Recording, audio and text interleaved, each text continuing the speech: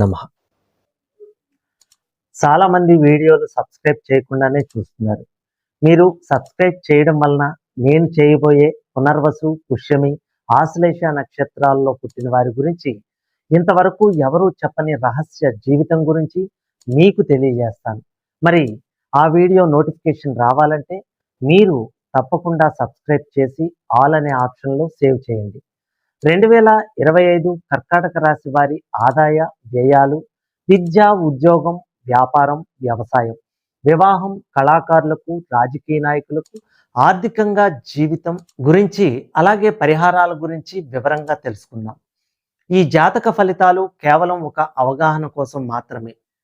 మనకు ఏ గ్రహాలు అనుకూలంగా ఉన్నాయి, ఏ గ్రహాలు ప్రతికూలంగా ఉన్నాయి అన్న విషయాలు మీ జాతక చక్ర పరిశీలన ద్వారా తెలుస్తుంది.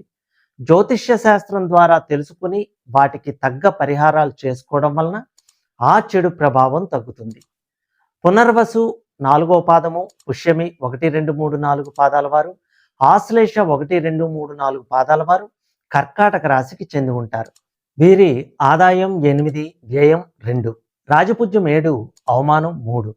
ఈ రాశి వారికి గురువు మే 15 నుండి వ్యయస్థానమైన మిథున రాశి యందు రజతమూర్తిగాను, శని సంవత్సరమంతా భాగ్యస్థానమునందు రజతమూర్తులుగాను, సౌభాగ్యకరంగాను ఫలితాలను ఇస్తారు.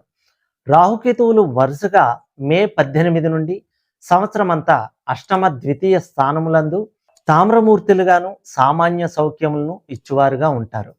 వీరికి అన్ని రంగాల్లోనూ విజయం, ఆదాయం, కొత్త ఉద్యోగం, ఆన్లైన్ వ్యాపారానికి మేలు జరుగుతుంది. విద్యార్థులు సవాళ్లను అధిగమిస్తారు. అందరి మన్ననలు, ప్రేమ సంబంధాలు దృఢపడి బలపడతాయి. ఈ రాశి వారికి షష్ఠ భాగ్యాధిపతి అయిన గురువు వ్యయస్థానంలో సంచారం వలన గృహమున శుభాలు, శుభ విషయాలకై ధనం వెచ్చించడం జరుగుతుంది. ఆరోగ్యంపై శ్రద్ధ తప్పదు. దైవారాధన, తీర్థయాత్రలు ధనాన్ని వెచ్చించడం జరుగుతుంది. ఈ సంవత్సరం మానసిక సంతృప్తి, సమాజంలో గౌరవం. ఈ సమయంలో మీరు మీ ఆరోగ్యాన్ని జాగ్రత్తగా చూసుకోవాలి. ఉదర వ్యాధులు రావడానికి అవకాశం ఉంటుంది. కుటుంబపరమైన ఖర్చులు పెరుగుతాయి. కుటుంబంలో సామరస్య వాతావరణం పెరుగుతుంది. ఆనందకరమైన జీవనం అనుభవిస్తారు. ఉదర సంబంధమైన రుగ్మతలకు అవకాశం వలన వైద్యపరమైన కొన్ని ఖర్చులు పెరుగుతాయి. గృహ విషయాల్లో సంతోషం. మీ అత్తమామల నుండి శుభవార్తలు వింటారు. అక్టోబర్లో బృహస్పతి కర్కాటక రాశిలోకి ప్రవేశించినప్పుడు మీకు విద్య, ధనం, సంతానం, వైవాహిక జీవితం, వ్యాపారం, అదృష్టం, ముఖవర్చస్సు, దైవ బ్రాహ్మణ భక్తి, దాన ధర్మాలు, సౌఖ్యం వంటి మరిన్ని సత్ఫలితాలు పొందుతారు. డిసెంబర్లో చలికి తట్టుకోలేకపోవడం వలన గొంతు నొప్పి, స్వల్ప ఆరోగ్య సమస్యలు, ఖర్చులు కలుగుతాయి. భాగ్యస్థానంలో శని సంచారం ఆశావాహకంగా ఉన్నవారికి వారి పనుల్లో సత్ఫలితాలు కలుగుతాయి. భాగ్యస్థాన సంచారం వలన గత 3 సంవత్సరాలుగా ఎదుర్కొంటున్న ఒత్తిడి, అలసత్వం, అడ్డంకులు, వ్యవహార ప్రతిబంధకాలు క్రమంగా తొలగి ఉపశమనం పొందుతారు. వ్యాపార విషయాలు కలిసి వస్తాయి. మీ జీవిత భాగస్వామితో సంబంధం సాధారణంగా స్థితిలో ఉంటుంది. దూర ప్రయాణాలు, ఆకస్మిక ధనలాభాలు కలుగుతాయి. చేతికి డబ్బు అందటం జరుగుతుంది. ఫైనాన్స్ రంగం, వడ్డీ వ్యాపారులకు బాకీలు వసూలవుతాయి. ఆర్థిక ఇబ్బందులు తొలగుతాయి. జూలై నుంచి నవంబర్ మధ్య స్వల్ప ఆరోగ్య సమస్యలు వేధిస్తాయి. ఆ తర్వాత సమయం అనుకూలంగా ఉంటుంది. రాజకీయ నాయకులకు జయం కలుగుతుంది. స్టాక్ మార్కెట్లో పెట్టుబడుల ద్వారా ఆకస్మిక ధనలాభాలు పొందుతారు. ఈ రాశి జాతకులకు రాహు సంచారం మిశ్రమ ఫలితాలను ఇస్తుంది. అష్టమ రాహువు ఆరోగ్య సమస్యలను ఇస్తాడు. రాహువు అష్టమ రాశిలో సంచారం వలన ఊహించని ధనలాభాలు కూడా, ఆకస్మాత్తుగా కొంత వారసత్వ ఆస్తిని పొందే అవకాశాలు కూడా ఉన్నాయి. ఎవరో దాచిపెట్టుకున్న ధనం మీకు చెందుతుంది. మీపై మతపరమైన దాడి జరిగే అవకాశం ఉంటుంది. కాబట్టి శ్రద్ధ వహించాలి. ద్వితీయ స్థానంలో కేతు సంచారం వలన ఒడిదుడుకులు, నోటిలో అల్సరు, బొబ్బలు, పంటి నొప్పి వంటి సమస్యలు రావడానికి అవకాశం ఉంది. ఈ సంవత్సరం ఉద్యోగులకు మహోన్నత కాలంగా ఉంటుంది.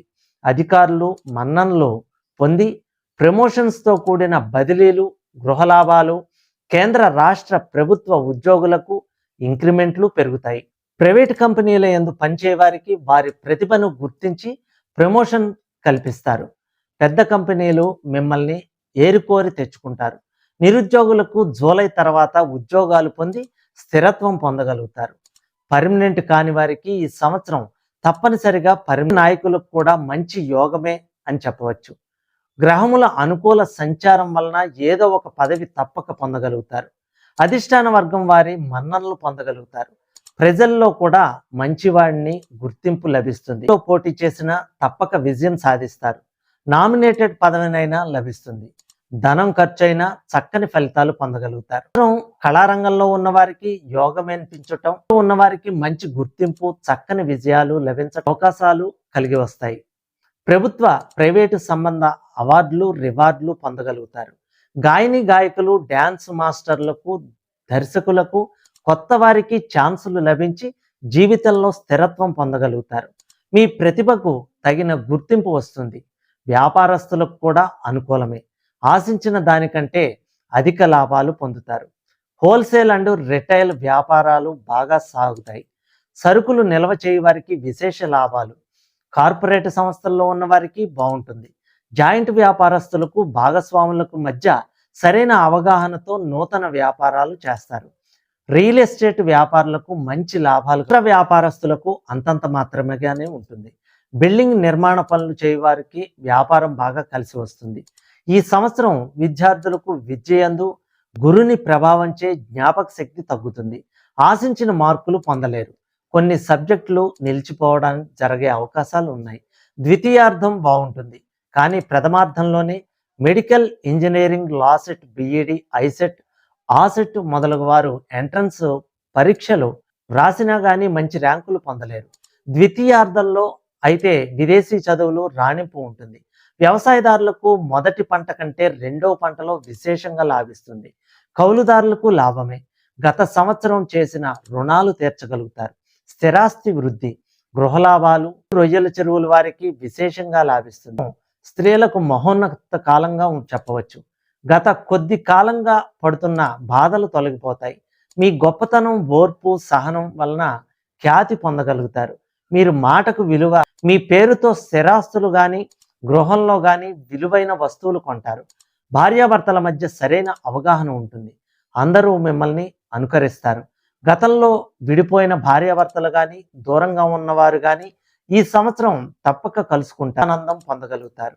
ఉద్యోగాదులు చేయవారికి కోరుకున్న చోట్లకు బదిలీలు అవుతాయి. మొత్తం మీద ఈ రాశి స్త్రీ పురుషాదులకు జూలై నుండి యోగదాయకమైన కాలంగా చెప్పవచ్చు. అన్ని రంగాల వారికి లాభాలే. వచ్చే 3 సంవత్సరాల వరకు తిరుగు లేకుండా ఉంటుంది. కావలసిన శాంతులు, అసూయ, ద్వేషం పెరుగుతుంది. అందువలన మంగళ శనివార నియమాలు పాటించాలి. నరఘోష అధికంగా ఉండటం వలన పుణ్యక్షేత్ర సందర్శన రోజున మీ గ్రామంలో గల శివాలయంలో అభిషేకం చేయించుకోండి. సర్వేజన సుఖినో భవంతు.